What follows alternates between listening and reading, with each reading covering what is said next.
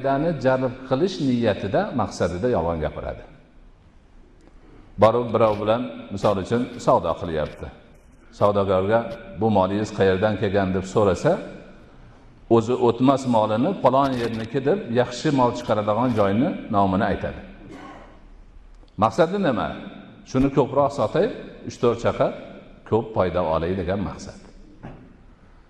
Boshqa joylarda ham yolg'on gapirishga asosiy boislardan bittasi ana shu yolg'on gapiruvchi o'ziga foydani ko'zlashi.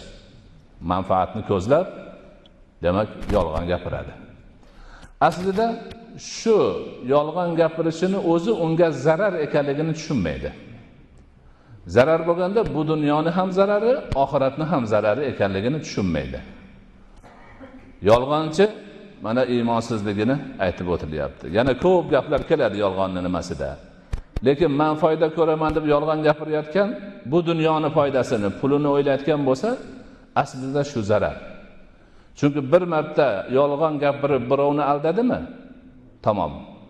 O'sha odam borib hammaga aytadi, o'shini tanish-bilishlar ham bundan bir narsa olmay qo'yadi keyin.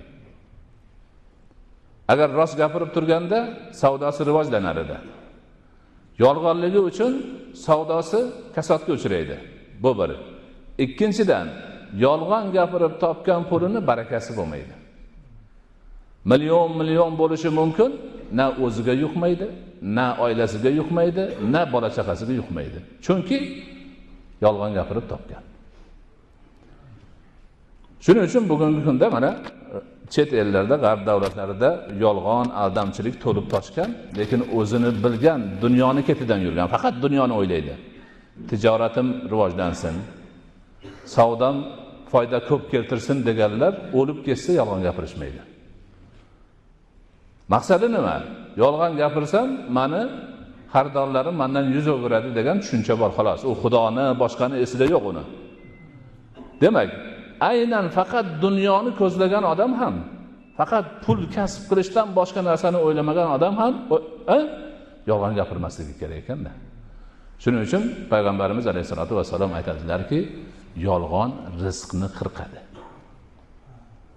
Yolg'on rizqni qirqadi. U olgan 3-4 so'mini ko'paydi deb xursand bo'ladi, pulini raqami ko'payadi. Lekin barakasi o'chadi. Ikkinchidan, halidaka odamlar undan yuz o'girib, borib savdosi kasadga uchrab, yolg'onchi sifatida chetga chiqib, butunlay ishi yurmay qolishi bor.